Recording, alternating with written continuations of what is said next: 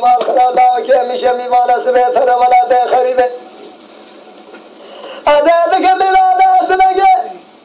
اشارت که بنکه گادر هلا ولا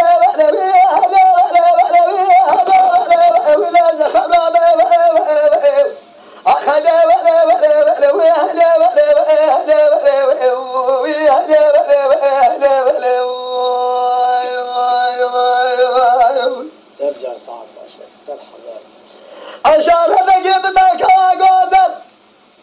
أسمع هذا مراد خريب هلا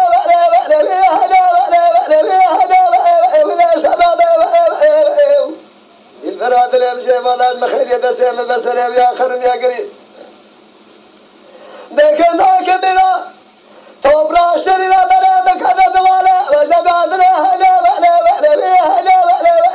مستنا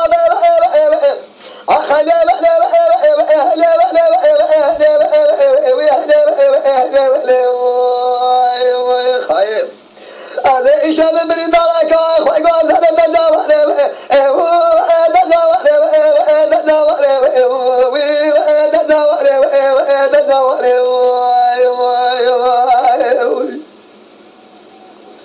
ألا بقى تظهري ولا تخرب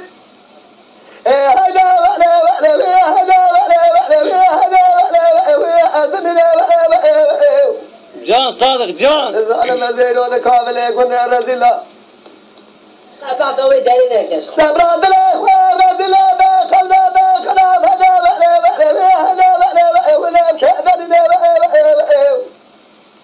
لو ما الخراب والرابع ويسرن يبينو قلت لك أخوة